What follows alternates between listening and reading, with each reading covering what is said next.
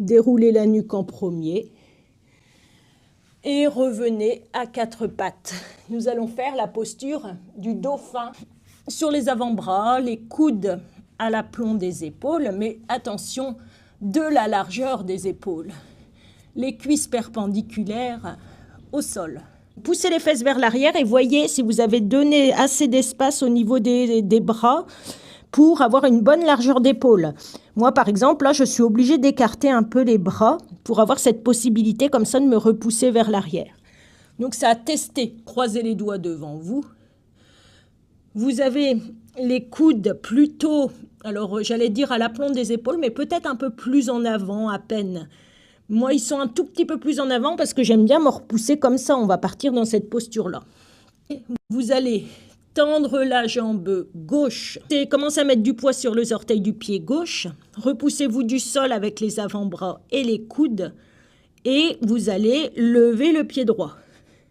Donc les jambes sont serrées.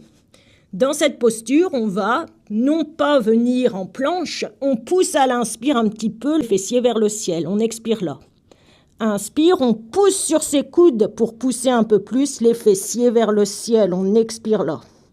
Donc quand on est au maximum, on avance un pied, on avance l'autre vers soi, vers les coudes.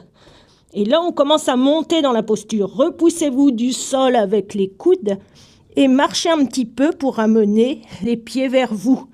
Donc pas trop, comme la posture de la montagne. Il faut essayer d'avoir un beau dos plat, les pieds serrés. On repousse le sol avec les coudes et on essaie d'avoir les talons vers le sol. Repoussez-vous. Inspire, expire. N'allez pas trop loin dans cette posture, hein. Poussez fort sur vos coudes. On aligne la nuque avec l'axe vertébral. Pour descendre, sur une expire, on pose les talons dans le sol. On vient pointer les orteils. On amène les poings l'un sur l'autre et le front sur les deux poings. On inspire, on expire là.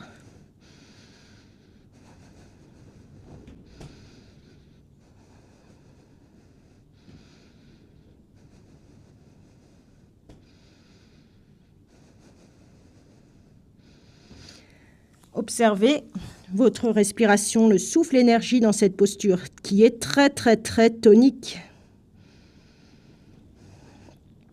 Bien entendu, zéro douleur, hein. Il ne faut pas avoir mal en yoga. Ce n'est pas de la compétition. À la moindre douleur, on ne fait pas la posture, c'est qu'on est mal placé.